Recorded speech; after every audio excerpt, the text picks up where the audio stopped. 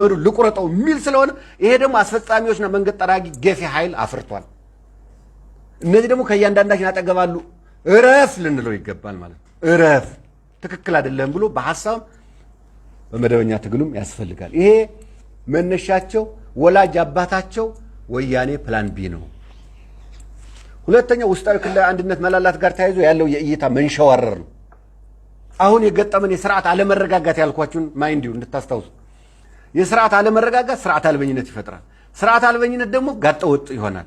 ይሄ ጋጠወጥ ደግሞ የእይታ መንሸዋረር ይፈጥራል። የእይታ መንሸዋረሩ አሁን ከደመኛ ጠላታችን ካልነው ወያኔ ጋር የሚነጋገሩ ኃይላት ተፈጥረዋል ማለት ነው።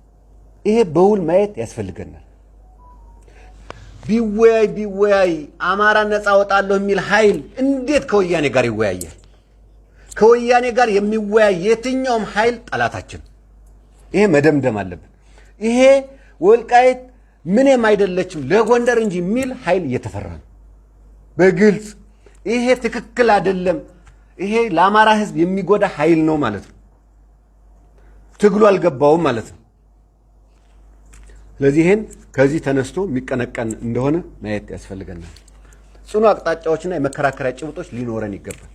አሁን ዝም ብለን ባፈተተን የምንሄድ ሳይሆን ጽኑ አቅጣጫዎች፣ ጽኑ መከራከሪያዎች፣ ህጋዊም ታሪካዊም ሰነዶች አሉ፣ መዛግብቶችም አሉ። ስለዚህ መነሻችን ከታች ቤዙ እንደምታዩት ያሳያችኋል። እቺ በጣም እንድትይዟት የምፈልጋት ስዕል ናት። ሁሌም ሁላችንም በሁሉም ቀበሌ በሁሉም ቀጠና መነገር ያለበት ህግ፣ ታሪክ፣ ስነ ልቦና የዚህ ህዝብ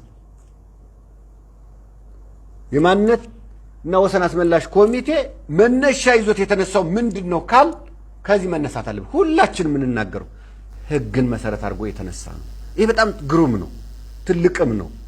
ህግ ከህግ አኳያ ቀደም ስለተናገሩ ከታሪኩ አኳያ ደግሞ ታሪኩን የሚደግም የታሪክ የጀግንነት ውርሱን እያስቀጠለ ያለ ነው።